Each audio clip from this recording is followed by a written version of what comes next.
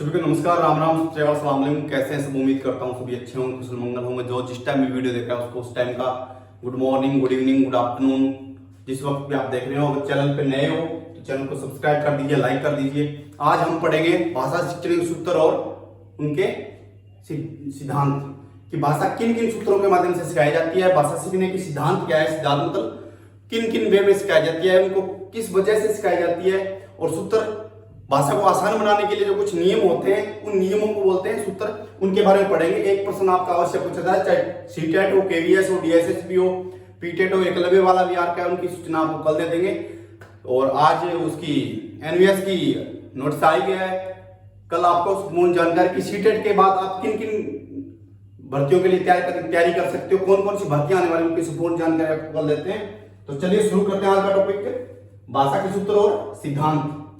ठीक है, like share subscribe कर दीजिए। अगर चैनल में पहले हो, पहली बार आए हो तो सब्सक्राइब कर लीजिए। सोशल मीडिया पर जुड़ने के लिए हमसे आप टेलीग्राम पे आपको जो पढ़ाया जाएगा और पीछे जो पढ़ाया गया है उन सबकी पीडीएफ मिल जाएगी। हम शुरू करते हैं आज की क्लास अभी और यहां से। तो देखते हैं पहले सूत्र क्या होता है। सूत्र उस मार्ग को आसान बनाते हैं जिनमें शिक्षण और अधिगम आगे बढ़ते हैं। वह रास्ता जिसके माध्यम से हम बच्चों को सिखाते हैं, उनको कुछ भी ज्ञान देते हैं, उस रास्ते को आसान कौन बनाता है? सूत्र।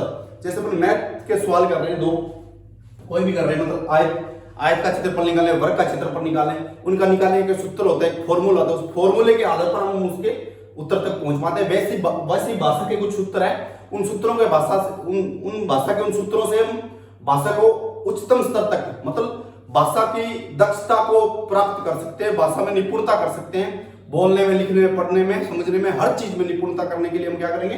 भाषा के कुछ सूत्र है उनका प्रयोग करेंगे। वो सूत्र कौन कौन से होते हैं उन सूत्रों का हम जिक्र करते हैं। चलिए सरल से कठिन की ओर।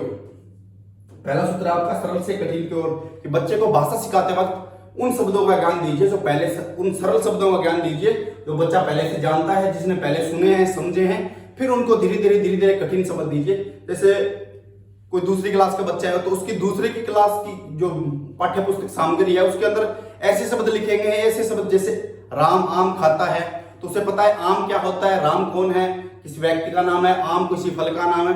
तो पहले बच्चे को ऐसे शब्द दिए जाएं जो शब्द उन्होंने पहले सुने हो, समझे हो, कहीं ना कहीं पे उन्होंने उनके बारे में सुना होगा, वो होते हैं आपके सरल शब्द।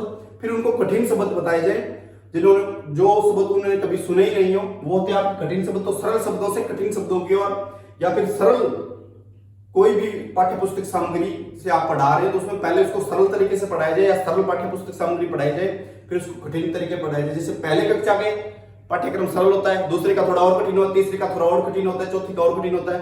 जैसे जैसे क्लासें बढ़ती जाती है वैसे पाठ्यक्रम का स्तर भी, पाठ्यक्रम के कठिनाई स्तर भी बढ़ता जाता है। इसलिए सरल से कठिन की ओर, ज्ञात से अज्ञात की ओर। बच्चा पहले जिसको जानता है उसके बारे में बताएं।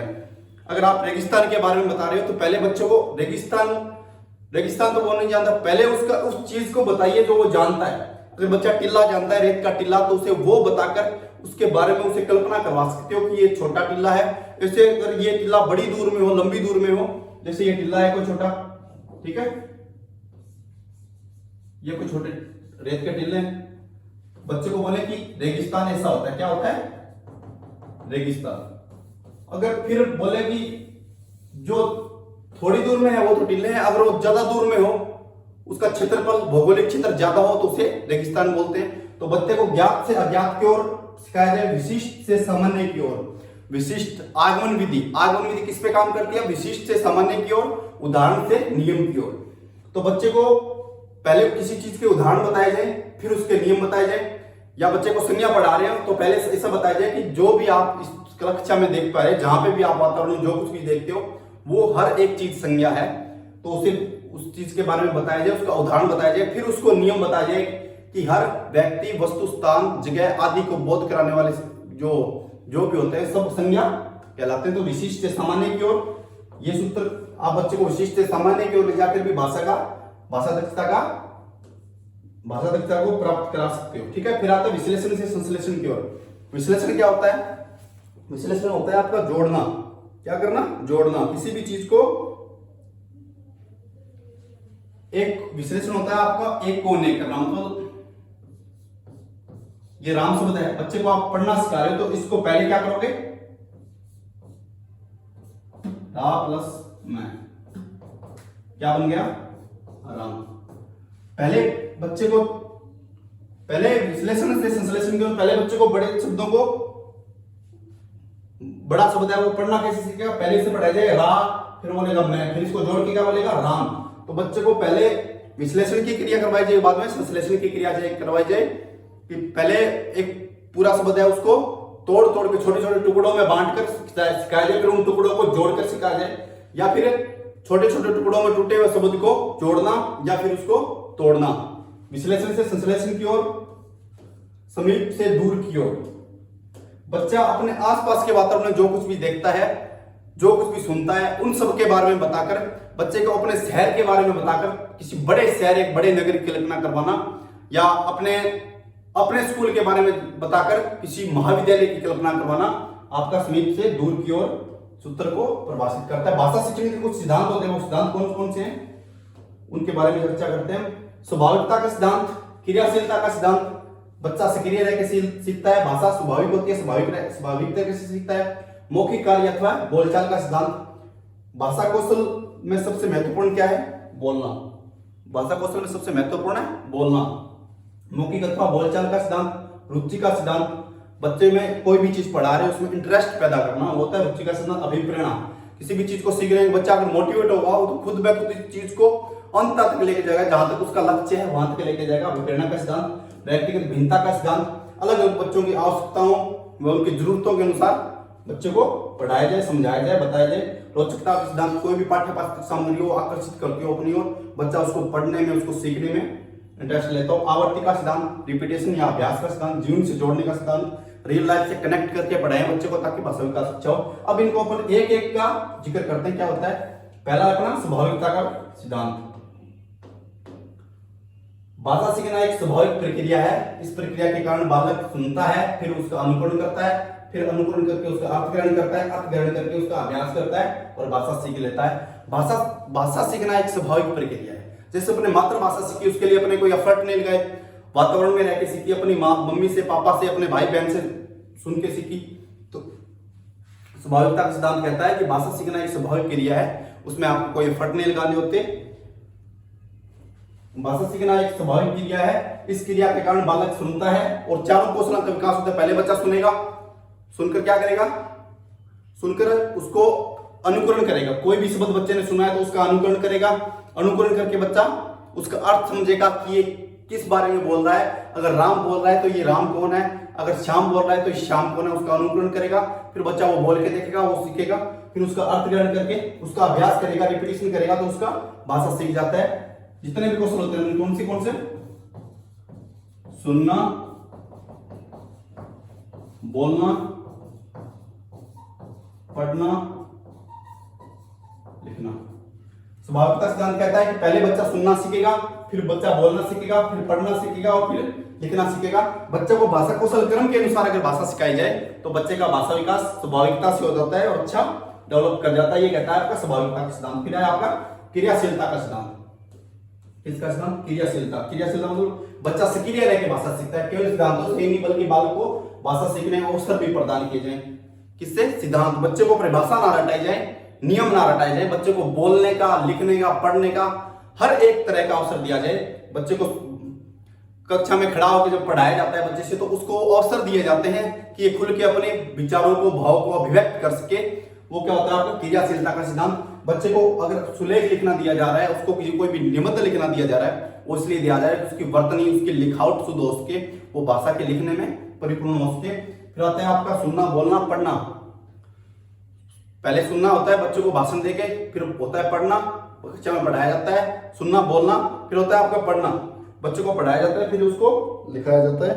तो चारों क्रम को अगर क्रम के अनुसार सिखाया जाए बच्चों को तो बच्चा सीखने में क्या रहेगा, एक्टिव रहेगा। जब बच्चा सक्रिय रह के सीखेगा ना, कोई भी चीज हो, बच्चा सक्रिय रह के सीखेगा तो मनोविज्ञान तरीके से सीखेगा और बच्चा जल्दी सीख लेगा, उसमें जल्दी भाषा का विकास होगा। कहता है आपका क्रियाशीलता का सिद्धांत कि बच्चे को सबसे ज्यादा अवसर दिए जाए।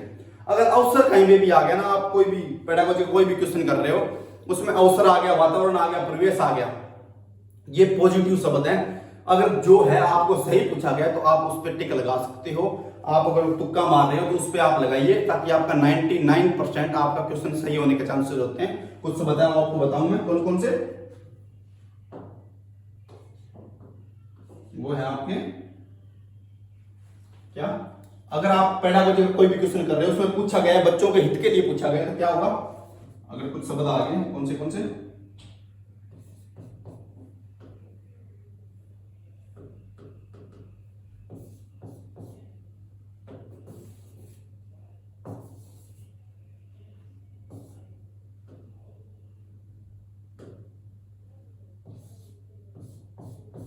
वातावरण, दूसरा परिवेश, समृद्ध परिवेश, वातावरण, पर्यावरण, ज्यादा से ज्यादा अवसर,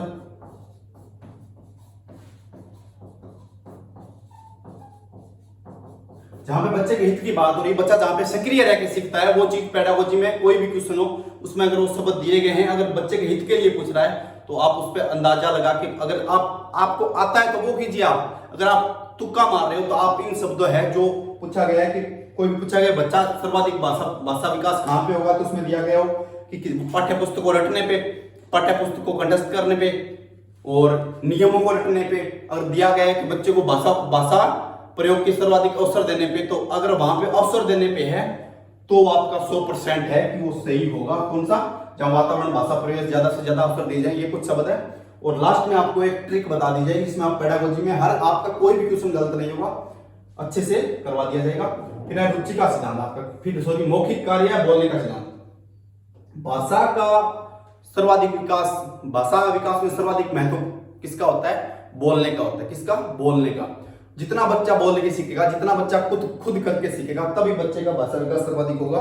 इसमें क्या है, भाषा सीखने से बोलना सबसे महत्वपूर्ण, भाषा सीखने में बोलना सबसे महत्वपूर्ण। बच्चा, हिंदी एक ऐसी भाषा है, एक ऐसी भाषा है जिसको जैसा बोला जाता है वैसा ही लिखा जाता है और वैसा ही पढ़ा जाता है। तो जितना भाषा को बोलने का बच्चे को अभ्यास करवाया जाएगा, जितना बोलने का अवसर दिया जाएगा, बच्चा का भाषा विकास उतना ही अच्छा होगा। इससे ध्यान भी केंद्रित होता है। अगर आप कुछ पाठ्य पुस्तक या कुछ भी पढ़ रहे हो तो आप जो पढ़ रहे हो, जो कुछ भी आप पढ़ रहे हो, उसको पढ़ते वक्त आपके दिमाग में दूसरे ख्याल नहीं है, क्योंकि आप या तो पढ़ नहीं पाओगे, पढ़ रहे हो ना तो आपके दूसरे ख्याल नहीं। अगर आप हिंदी की पाठ्य पुस्तक पढ़ रहे हो तो आपके मैथ के सवाल आप नहीं सोच सकते, आप करके देख सकते हो ये बात। अगर आप हिंदी के पाठ्य पुस्तक पढ़ रहे हो, हिंदी के कोई भी क्वेश्चन, हिंदी की वर्णमाला कुछ भी पढ़ रहे हो, तो आप बोलते बोलते पढ़ोगे तो आप दूसरी चीज नहीं सोच सकते। आपका ध्यान केंद्रित करती है क्या, बोलना या मौखिक कार्य करना। तो ये भी महत्वपूर्ण है। फिर आता है आपका रुचि का सिद्धांत। रुचि का सिद्धांत किसी भी चीज में इंटरेस्ट पैदा करना या किसी भी चीज को के प्रति लगाव पैदा करना है, इंटरेस्ट पैदा करना। बच्चों में एक ऐसा इंटरेस्ट पैदा करना, बच्चा उस पाठ्य पुस्तक या उस चीज को सीखने के लिए बेताब हो जाए, वो होता है आपका रुचि का सिद्धांत। विषय वस्तु में छात्रों की रुचि उत्पन्न करना। बालक जिस कार्य में रुचि होती है उसे ध्यान से करता है, उसे पूरा करने के लिए सारी शक्तियां लगा देता है। अगर आप भाषा सिखा रहे हो बच्चे को, तो बच्चे को उस तरह से, उस वातावरण, ऐसा वातावरण बना के सिखाइए जैसे अपने बाल सभा होती है। बाल सभा में बच्चे, बाल सभा क्यों करवाई जाती है, इसलिए करवाई जाती है कि बच्चे का भाषा विकास हो, उसका वाचन सुधार हो, वो बोल के अपने विचारों को अभिव्यक्त कर सके। इसलिए बच्चों में रुचि पैदा करने के लिए बाल सभा करवाई जाती है। तब बच्चे उस प्रोग्राम में भाग लेने के लिए रुचि होती है, उसके साथ साथ उसका भाषा विकास भी। ऐसे नहीं है कि शनिवार के दिन बच्चों को वो उनका मनोरंजन करने के लिए करवाई जाती है, इसलिए करवाई जाती है कि बच्चों को अधिक से अधिक अवसर मिले, वो खेल खेल में, इंजॉय में भाषा का सीख सके। तो रुचि का सिद्धांत, अगर आप में पढ़ने की इंटरेस्ट नहीं है, आप में रुचि नहीं है पढ़ने की, तो आप कभी नहीं पढ़ सकते। अगर आप में पढ़ने की रुचि उत्पन्न नहीं कर रहा तो आप नहीं पढ़ सकते, चाहे आप कितने भी, मैं कितना ही अच्छा पढ़ा रहा हूं, आप में रुचि नहीं है पढ़ने की तो कुछ नहीं होगा, आप पढ़ भी नहीं सकते। जब आपके अंदर रुचि होगी किसी भी काम का करने की, आप में कुछ खाना खाने की रुचि नहीं है तो आप खाना नहीं खाओगे। यही बात यहाँ पे है। कुछ पीने की रुचि नहीं है तो आप नहीं पियोगे, वही है यहाँ पे, ठीक है। तो बच्चे को जिस चीज में रुचि होती है उसमें वो पूरी चीजें लगा देता है। बच्चे को अगर खेलने की रुचि है और आप उसे डांट रहे हो तो वो दीवार से कूद के चला जाएगा, आप सो जाओ तब बाहर चला जाएगा, क्यों कि उसे उस खेल में रुचि है। ये कहता है आपका रुचि का सिद्धांत। अभिप्रेरणा का सिद्धांत, वह आंतरिक शक्ति जो अधिगम के लिए व्यक्ति को क्रियाशील रख दिया है। अगर आप अभिप्रेरणा को सीधा देखें थोड़े से शब्दों में तो क्या होती है, किसी कार्य को शुरू करना और जारी रखना फिर होता है आपका लक्ष्य तक पहुंचना। किसी कार्य को शुरू करना और उसे जारी रखना और उसे लक्ष्य तक पहुंचा देना। किसी कार्य को शुरू करना और उसे जारी रखना और लक्ष्य तक पहुंच जाना किसके माध्यम से होता है? अभिप्रेरणा। अगर आपके अंदर इंटरनल अभिप्रेरणा भी दो होती है, एक होती है आंतरिक अभिप्रेरणा, एक होती है बाह्य अभिप्रेरणा। बाह्य अभिप्रेरणा वो होती है जब आपको कोई कहता है कि आप 10th में अगर 90% नंबर लेके आओगे तो आपको एक आईफोन दिया जाएगा, आपको एक साइकिल दी जाएगी, बाइक दिया जाएगा। वो तो आपकी बाह्य अभिप्रेरणा। कि आप किसी उद्दीपक को देख के पढ़ रहे हो, किसी उद्दीपक को देख के सीख रहे हो, वो होती है आपकी बाह्य अभिप्रेरणा। आंतरिक अभिप्रेरणा सबसे सर्वाधिक महत्वपूर्ण मानेंगे। क्या मानेंगे? आंतरिक अभिप्रेरणा। अगर आपके अंदर पढ़ने का जुनून है तो आप सबसे अच्छे पढ़ोगे, सबसे ज्यादा पढ़ोगे। वो होती है आपकी आंतरिक अभिप्रेरणा। आंतरिक अभिप्रेरणा वो है जो किसी कार्य को करने, किसी कार्य को शुरू करने और उसे जारी रखने और लक्ष्य तक पहुंचने। अगर आप अंदर खुद के अंदर मोटिवेट हो गए हमें सीटेट क्रैक करना ही कर, क्या है कि सीटेट आपको क्रैक करना ही करना है। सीटेट के लिए आप क्या हो? मोटिवेट हो। सीटेट के लिए आप मोटिवेट हो, अंदरूनी आंतरिक अभिप्रेरणित हो, इंटरनल मोटिवेशन है। तो आप सीटेट के लिए क्या किया? आपने पढ़ना शुरू किया, फिर पढ़ रहे हो। जब होगा आपका एग्जाम, कब है? 20 अगस्त। लक्ष्य क्या है आपका? ये आपका लक्ष्य। किसी कार्य को करना, किसी कार्य को शुरू करना और उसे जारी रखना। आप पढ़ना शुरू किया, आप पढ़ना जारी रख रहे हो और तब तक जारी रख दो तब तक आप लक्ष्य तक नहीं पहुंच जाते। वो आपकी अभिप्रेरणा होती है। किसी कार्य को शुरू करना और उसे जारी रखना और उसे लक्ष्य तक पहुंचाना। आपका लक्ष्य सीटेट क्रैक करना। आप अब पढ़ना शुरू किया, आप पढ़ रहे हो, आप पढ़ते जाओगे तब तक आपका सीटेट का एग्जाम नहीं होगा, आप क्रैक कर दोगे। वो आपका लक्ष्य था। वो कौन करवा रहा है? मैं नहीं करवा रहा, कोई नहीं करवा रहा। आपके अंदर इंटरनल मोटिवेशन है, वो करवा रही है। ठीक है, चाहे वो आप बाहर से मिली हो, घर वालों ने समझाया हो कि बेटा पढ़ ले, तेरे को फोन ला देंगे, साइकिल ला देंगे, जॉब लगे जाए, जो भी हो, आप किसी भी लालच में आके पढ़ रहे हो, वो अभिप्रेरित हो, चाहे आंतरिक हो चाहे बाह्य, वो आपकी अभिप्रेरणा होती है। तो बच्चों को सिखाने के लिए अभिप्रेरणा होनी भी जरूरी है उन्हें। फिर आता है आपका व्यक्तिगत भिन्नता का सिद्धांत। कक्षा में सभी बालकों की भाषा योग्यता समान नहीं होती, उनकी व्यक्तिगत भिन्नता को ध्यान में रखते हुए उसे भाषा की योग्यता प्रदान की जाए। कुछ कम IQ लेवल वाले बच्चे होते हैं, कुछ हाई IQ लेवल वाले बच्चे होते हैं, जिन्हें एक बार बोलते ही शब्दार्थ समझ में आ जाता है, किन्हीं को 2 बार बताना पड़ता है, किन्हीं को 3 बार बताना पड़ता है, किन्हीं को 4 बार बताना। अब तो क्या समावेशी शिक्षा का दौर हो गया कि बच्चे को एक साथ, सामान्य बच्चे और स्पेशल बच्चों को आप एक साथ बैठा के पढ़ाइए ताकि समावेशी शिक्षा का विकास हो सके, बच्चे खुद को कमजोर महसूस ना करें। एक हेयरिंग एड वाला बच्चा है, MR बच्चा है, HI बच्चा है, जो भी, उनको आप सभी को साथ में बिठा के पढ़ा रहे हो तो व्यक्तिगत भिन्नताएं, HI वाले बच्चे को आप लिख के बताइए, साइन लैंग्वेज से बताइए, MR वालों को आप प्यार से समझाइए, जनरल बच्चों को आप उनके हिसाब से पढ़ाइए।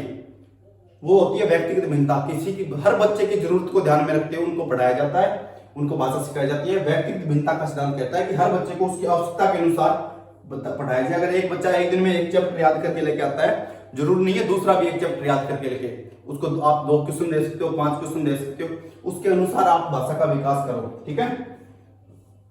रोचकता का सिद्धांत। रोचकता का सिद्धांत क्या कहता है? बालक भाषा सीखने में रुचि बनाए रखे, वह उत्साह से सीखता रहे। रोचकता का सिद्धांत तो है बच्चे में इंटरेस्ट पैदा करना, किसके लिए? पढ़ने के लिए। अगर कोई टीचर पढ़ा रहा है और बीच बीच में शायरी बोल रहा है, डायलॉग मार रहा है, तो इसलिए कि बच्चे बोर ना हो, सीखते रहे, एक्टिव रह के सीखते रहे, वो होता है आपका उत्सुकता का सिद्धांत। एग्जाम्पल के तौर पे आप देख सकते हो अपने सुभाष जी चारण सर, अगर बीच बीच में शायरी बोल रहे हैं, किसी बच्चे पे डायलॉग मार रहे हैं, कुछ बच्चों को हंसा रहे हैं, ऐसा नहीं वो टाइम पास करके जा रहे हैं, वो इसलिए कि बच्चों में उत्साहिकता बनी रहे, बच्चे एक्टिव होकर पढ़े, वो बोर ना हो, जो कुछ भी पढ़ाया जा रहा है उनको समझ में आए। ये होता है आपका रोचकता का सिद्धांत या उत्सुकता का सिद्धांत। ठीक है। फिर चलो जीवन से जोड़ने का सिद्धांत। जीवन से जोड़ने का सिद्धांत मतलब बहुमुखी प्रयास। बच्चों को उस तरह से सिखाया जाए, रियल लाइफ से कांटेक्ट करके, उसके वास्तविक जीवन के उदाहरण देकर। अगर बच्चे को आप पर्यावरण के बारे में पढ़ा रहे हो, किसके बारे में? पर्यावरण के बारे में पढ़ा रहे हो बच्चों को, तो आप क्या करोगे? पर्यावरण के बारे में पढ़ा रहे हो तो आपने एक पेड़ बनाया, पेड़ के बारे में पढ़ा रहे हो, पर्यावरण में पेड़ आ जाता है, प्रकृति जो भी चीजें आती है सारी आ जाती है, पेड़, फिर आ गया क्या, जंगल आ गया, जंगल, पेड़ आ गया आपका, जंगल आ गया।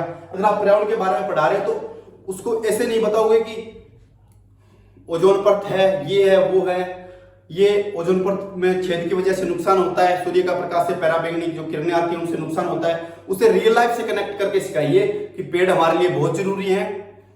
वो क्या, क्यों जरूरी है? क्योंकि वो हमें ऑक्सीजन देते हैं, उसकी वजह से हम सांस ले पाते हैं। हम जो कार्बन डाइऑक्साइड छोड़ते हैं वो पेड़ वापस ले लेते हैं और हमें उसके बदले में CO2 देते हैं। तो बच्चों को रियल लाइफ से जोड़ के बताया जाए, जाकि वो समाज में जिस वातावरण में रहता है उससे जोड़ के उस ज्ञान को स्थायी बना सके। यह होता है आपका जीवन से जोड़ने का सिद्धांत। वास्तविक जीवन से जोड़कर बच्चों के भाषा अधिगम का विकास किया जाए। अन्य शिक्षक भी शुद्ध भाषा में पढ़ाएं। अगर मैथ का शिक्षक, अगर मैथ का कोई टीचर है, इंग्लिश का है, भाषा के तो होते ही हैं, जैसे इंग्लिश का हो गया, हिंदी का हो गया, संस्कृत का हो गया, पंजाबी का, उर्दू का, जो वो तो शुद्ध भाषा का प्रयोग करे ही करेंगे बच्चों के सामने, क्योंकि बच्चा तो अनुकरण करके सीख रहा है ना। तो वो शुद्ध भाषा का प्रयोग करें। प्लस में अन्य सब्जेक्ट, जो अन्य भाषा होती है, भाषा नहीं, अन्य सब्जेक्ट, अन्य विषय, जैसे अपनी मैथ हो गई, केमिस्ट्री होगी, बायोलॉजी होगी, कॉमर्स में हो गया, अकाउंट हो गया, इकोनॉमी हो गया, वो सब भी एक शुद्ध भाषा का प्रयोग करें। क्योंकि बच्चे तो सुन के हर एक से सीख रहे हैं, कुछ शब्द उनसे सीखे, कुछ भाषा वाले अध्यापक से सीखेंगे।